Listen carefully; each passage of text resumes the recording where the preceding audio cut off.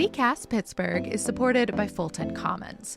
If you're looking for a gorgeous co-working space with lots of light and some truly wonderfully funky decor, check out Fulton Commons on the north side.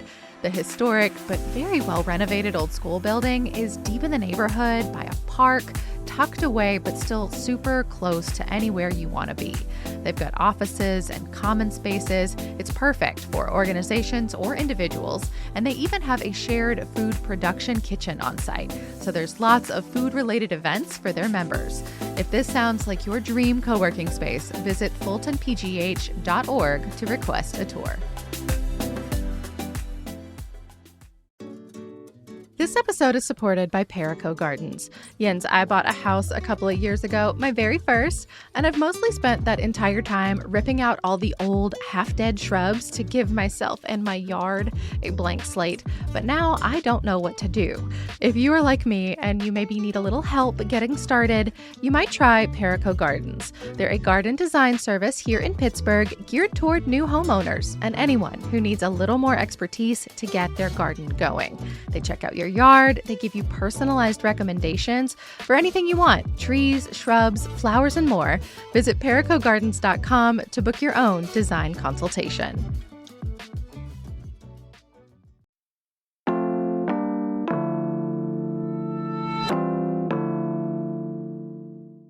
Today on CityCast Pittsburgh, that North Shore Ferris wheel is inching closer to fruition. It's part of an enormous, really expensive development called the Esplanade that's slated to get built in phases there in Chateau between Manchester and the casino. There is so much buzz about this plan and what it could do for all that mostly empty space along the riverfront, but there are also a lot of big questions about who's going to benefit when a neighborhood like this booms. We are revisiting a conversation with a couple local reporters to talk it all through. It's Tuesday, May 6th. I'm Megan Harris, and here's what Pittsburgh's talking about.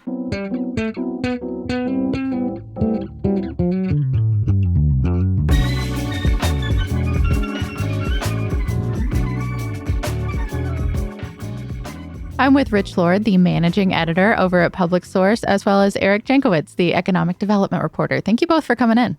Thanks for having us, Megan. Yeah, thanks for having us, Megan. So Eric, remind us what this whole Esplanade project entails. You know, it's over there on the North Shore, and it's really, really big. I feel like we've been talking about this for such a long time.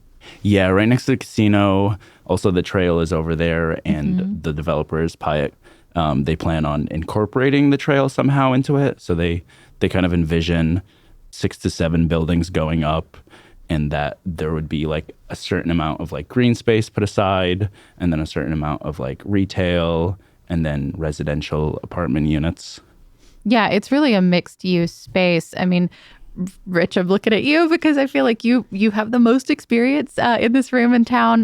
That space has been blank for a really long time. Yeah, anybody who's ridden a bicycle down the trail from the Science Center toward the old prison knows that that's been just a wasteland for ages and ages. And the whole idea of turning it into Esplanade started just emerging on the scene around 2016. And, you know, you'll recall there was some activity at the very beginning of kind of pandemic era. Yeah. And I guess I kind of thought when the pandemic hit, hey, this ain't going to happen. But, you know, it came back. And therefore, that's why the price has gone up so high. It's just been out there and evolving for such a long time. Yeah. And I mean, the project itself has changed quite a bit, too. Like I remember in original renderings, it had like a wave pool that's shifted now. But a lot more, it sounds like a lot more residential. There's the hotel. There's the Ferris wheel, which, of course, everybody's talked about. A marina, a winter garden, parking lots, spaces for entertainment, incubator spaces, public restrooms, which would be kind of vital in that part of town. Yeah, turning it into kind of almost a wonderland on the North Shore. That's I mean, how it's being sold. You got to talk about it. Like, you got to hype it up, right? Yeah, and there's also, I think, an emphasis on, at least the way developers pitch it, is wanting to open up that Chateau area to the Manchester neighborhood and create a bridge between the two neighborhoods. And there's some level of effort that they're claiming. Their community engagement is a big part of what they're doing, and just aware of Manchester's sort of historical importance and wanting to connect that to the waterfront. Yeah. Yeah, because I mean, Chateau is a little bit more of like, there's just more businesses there. It's less residential. You know, it's kind of split by that train track that goes near 65. But then Manchester, Eric, you know, you point out in a lot of your great reporting that it's Pittsburgh's biggest historically Black neighborhood, and has not seen a lot of investment in a long time. How is Pyatt reaching out to the organizations there? And I know there's a shifting landscape about how they're doing that too. So please tell us how it's working. I think just from a reporter's perspective, it's kind of a hard question to answer because there's a sense from some people that there hasn't been enough outreach. In a recent meeting I was in the middle of January, it was a Manchester Citizens Corporation development kind of meeting where... That's one of the, or I guess probably the oldest neighborhood group there. Yeah. I think they go back to like the 60s or so. But that group held a meeting in January between... Councilor Dan Lavelle and just like developers and various state representatives and community members. And there were a lot of people there who said that they had lived there their whole lives and had either only heard about this Esplanade development maybe once or twice, or they said they hadn't heard about it at all. But then you have people on the other side that are saying we're holding all of these meetings. We've been holding meetings since 2021, 2020. Going back a bit. Yeah. So there's a lot of like varying perspectives, I think, in the neighborhood.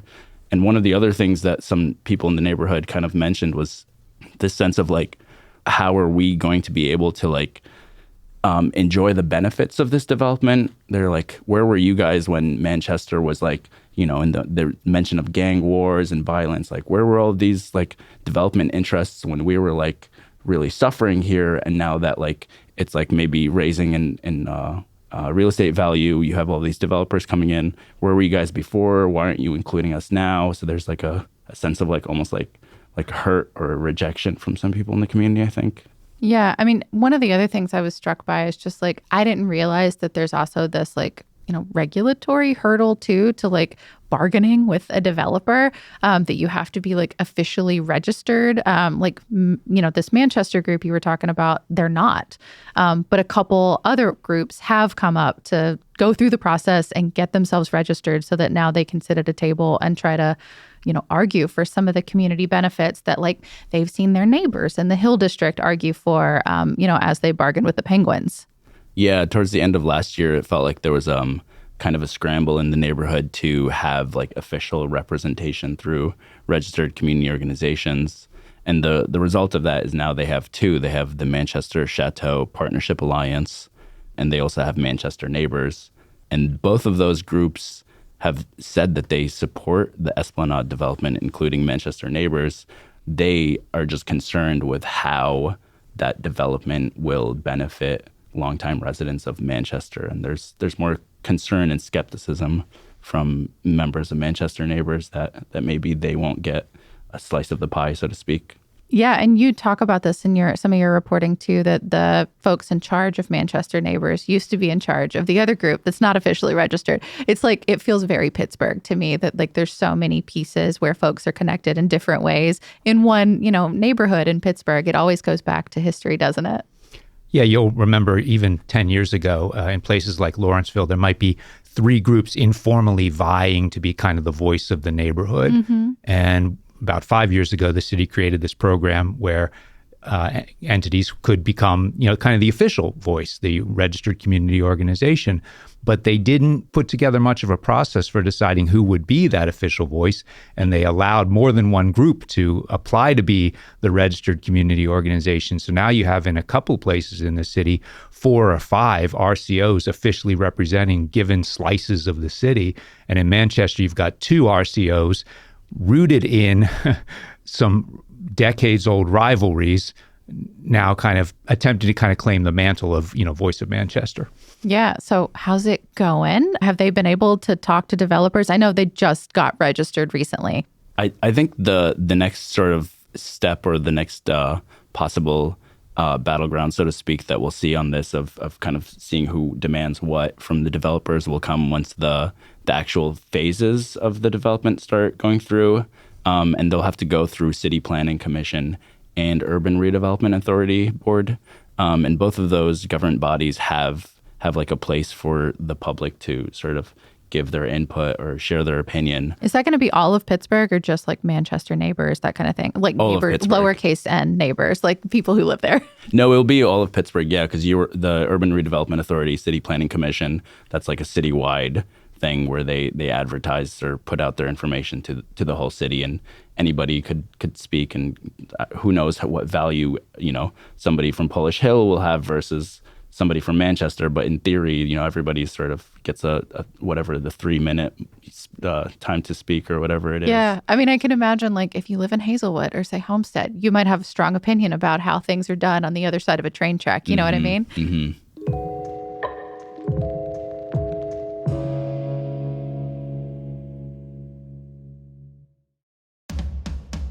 Today's show is supported by Liberty Magic, presenting Joshua J. in the upcoming show, Making Magic. You can check it all out through June 7th.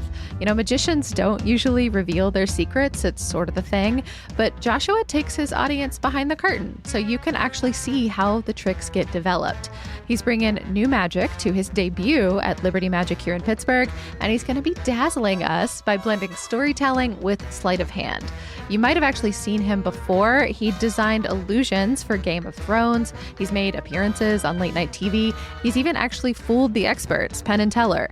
So if you are feeling truly adventurous, you want to get up close, try to figure out the tricks for yourself, you can upgrade your ticket to the Skeleton VIP experience. You get closer to the stage and a post-show meet and greet.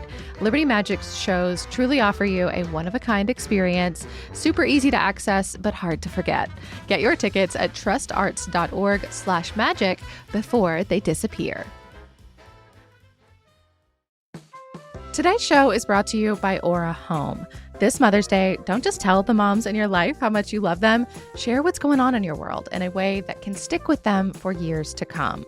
I've got a cousin. She is older than me, kind of an aunt, really, and we haven't lived in the same city in almost 20 years, but I want her to know me and the family that I have found here in Pittsburgh. So she got an Aura frame a while back, and it has fully changed how we talk to each other. So I send her frame pictures of my kid, who she's only met in person like 2 or 3 times, but she knows exactly when he took his first step, what color his favorite cars are, and that when he is up to something, he looks exactly like our grandfather. It keeps us connected in this really special way, and I'm so grateful for it because it has nothing to do with social media. Aura's Carver frame was Wirecutter's #1 pick for a digital photo frame, and you've probably seen it in a bunch of other gift guides. So if you have not gotten one yet, now is the time, because Aura has a great deal for Mother's Day. For a limited time, listeners to this show can save on the perfect gift by visiting auraframes.com to get $35 off plus free shipping on their best-selling Carver matte frame. That's Aura, A-U-R-A, frames.com, promo code CityCast. Please support the show by mentioning us at checkout. Terms and conditions apply. What about, for Pyatt's sake, like how is the project proceeding at this point? They've got the commission meetings coming up for the individual phases. I know they've been approved to proceed from there, to get to that next step. How are they doing in the process? Yeah, so a couple of things will need to happen now. They say that they have to do site preparation, just because that area, as Rich was indicating, has like a lot of like industrial wasteland features that will need to be removed. I love that we've all been cycling on it for all this time, and now it's classified as a brownfield wasteland. Great. Makes me feel wonderful. It doesn't seem too brown, though, when you're biking through it in the summer. No, in fact, it feels the opposite. It is covered in knotweed in certain corners, so you just kind of have to bushwhack your way through a few corners of it. And knotweed is something the Pyatt developers actually mentioned as like part of the site prep, because that's an invasive weed species or whatever you call it. So that will have to be removed completely. Yeah, and I was fascinated to learn it's also in a floodplain, which Yes. I don't think I realized. Yeah, so they have to have like a whole 100-year flood plan in place for it, just because, it's right along the Ohio River. And raise it 2 feet, which I know with once you get the diggers and out there, it's not going to take that long. It's not that dramatic, but when you're standing on something and you imagine raising it up 2 feet, it feels like a lot. It seems monumental. Yeah. And I think that's why all of these construction dates are so far out. I mean, their website says that they're going to be doing development between 2026 and 2029. And that's when they're going to break ground, is 2026. Yeah. That's a big way out. Yeah, big way out. And Urban Redevelopment Authority estimates that it'll take 6 to 10 years for them to actually get through all of the different phases. So, which phase comes first? Like, at what point does one get to ride the Ferris wheel, allegedly? we were just wondering that on the drive over here, actually, because the site itself is split up into property that's owned by Urban Redevelopment Authority, and then property that's either owned by Pyatt themselves or one of their subsidiaries. So we were wondering which one would go first, because there's no, in the master plan that city planning approved, there's no, at least not that I think of, there's no like prescriptive, like you have to do this one first, you have to do that one second. I think it's just left up to the developers, whichever one matures the earliest and whichever one is like most readily available to be like, you know, pitched to city planning and the Urban Redevelopment Authority. Yeah. I mean, when I step back a little bit, like I guess you look at Pyatt, like this group, used to be called Millcroft. They have such a track record of completing these like really complicated, complex, big projects. I'm curious if there's any like from maybe recent past that y'all could point to that maybe folks would recognize. Yeah, I mean, Pyatt's been around for about 60 years now, and they, as you said, they used to be called Millcraft, and I guess their signature was South Point, which is you drive down Interstate 79 and cross the border into Washington County, you see this massive industrial park over alongside the highway, which involved, I'm sure, moving a huge amount of dirt. And then they kind of were viewed as suburban for quite a while. And then, you know, Bob O'Connor and Luke Ravenstahl kind of brought them into city development. They've done now a we're lot in the here. 2000 and to 2006-ish 2006-ish, yeah. They started emerging as a city developer, took the old Lazarus building, turned it into Pyatt Place, did a number of other hotel and restaurant, residential things downtown. So they've really come into their own as an urban developer. One in particular that I've seen the inside of several years ago now, but they converted a big office tower. It was a state-owned office building that overlooked Point State Park and made it into like high-end residences, which Riverview, like, right? Yeah, which like, you know, we talk about that now, like as we're having this discussion about like property reassessments and like the value of these big old skyscrapers.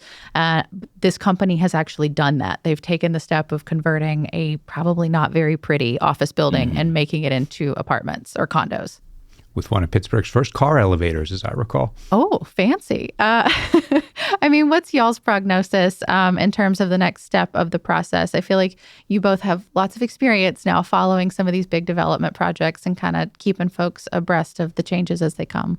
I think neighbors are generally, like any of us, we're all kind of excited about something happening, and like there's certain interest in like, oh, there's activity going on. And I think the concern or fear from some residents is just like, what level will they be involved in the planning process, or they might feel like maybe they'll be left out of the development and maybe not get like the benefits that might come with increased real estate value and that kind of thing. Has Pyatt indicated that they're, you know, willing to talk? Yeah, they have, and they've even said that they're going to put a certain percentage of their apartment units aside for like quote unquote affordable housing. I think in our stories we've described it as like moderate income levels. Yeah, if I'm remembering correctly, it was like 80% of the area median income. Like if you listen to the show a lot, you've heard us talk a lot about inclusionary zoning, which deals more in that 30% to 50% range. Yeah, you got to look at those percentages and see like what it actually like corresponds to. Like the lower the number, the lower the income level. Yeah. But Pittsburgh has almost zero track record for creating big development that kind of organically improves the lot of the communities around it. I mean, they're trying really hard to make that happen in Hazelwood, but the history has been either that the development stays in its little area and doesn't affect the surrounding neighborhood, or it causes gentrification in the surrounding neighborhood. And in this case, they're trying to hit that sweet spot in between. And there's going to be, there's been kind of uneasy peace in the neighborhood, but as the details start to firm up and the neighborhood seeks kind of guarantees that they're going to not gentrify, but nonetheless bring growth, that's going to be when we see potentially some fissures emerging.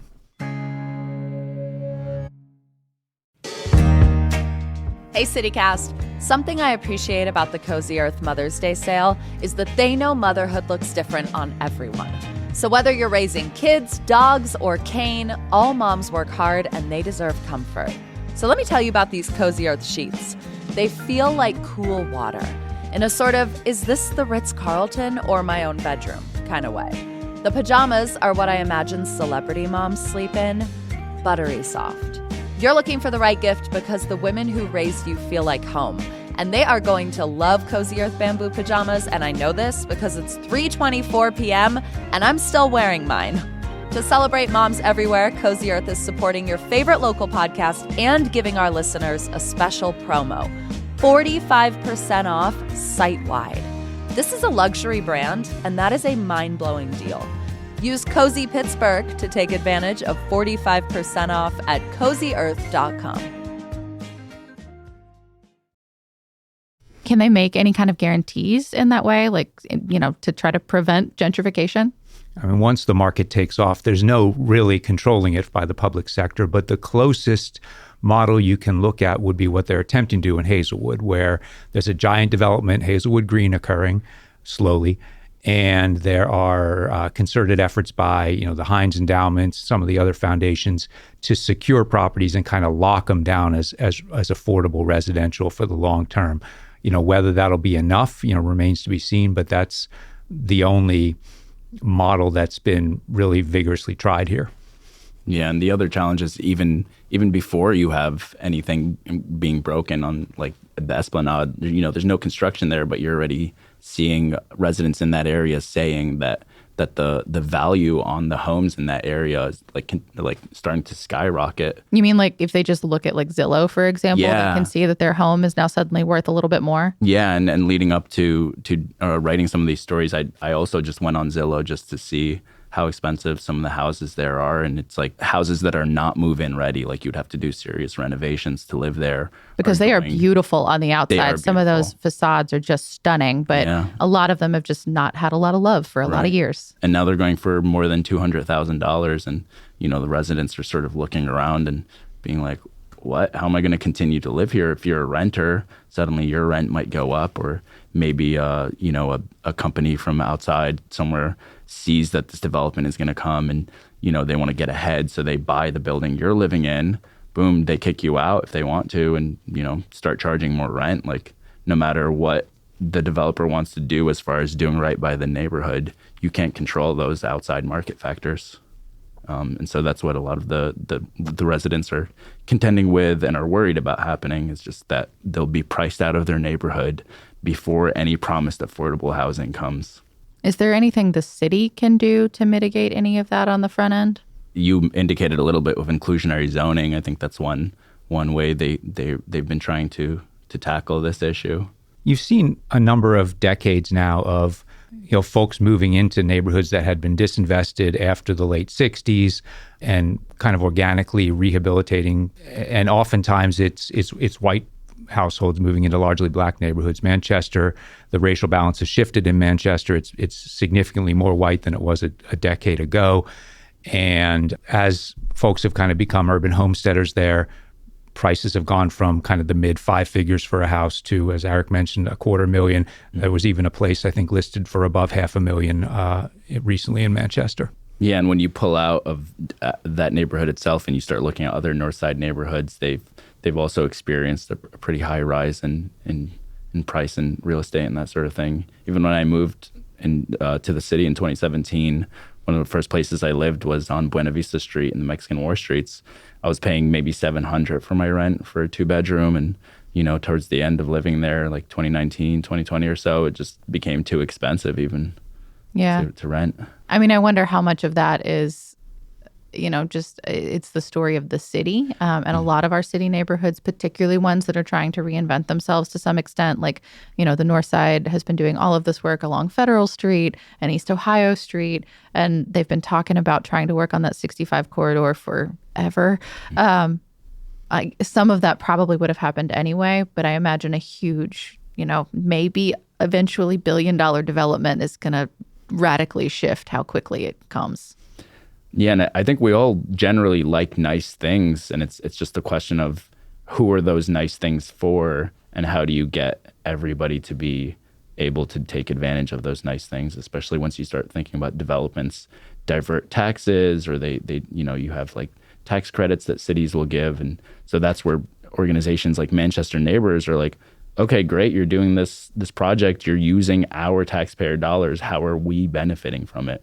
And some of them might see, you're using taxpayer dollars to kick me out of my neighborhood. Yeah, I mean, I'm glad that the neighbors are asking these questions on the front end. I'm glad that folks are focused on it. And I'm really grateful that you are on top of it as a reporter. You can find all of the stories that we referenced today in our show notes and at publicsource.org. Eric, Rich, thank you both. Thanks, Megan. Appreciate it.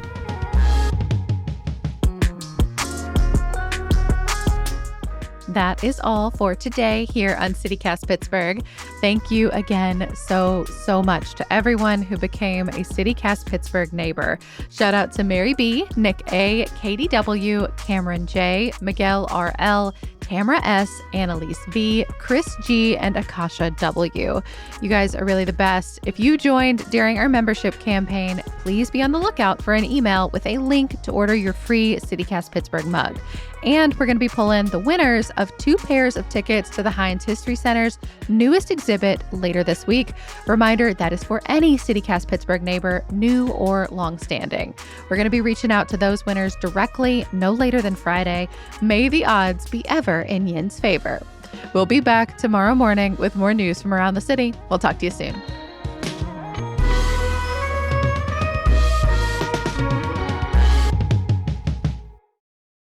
Devices on silent.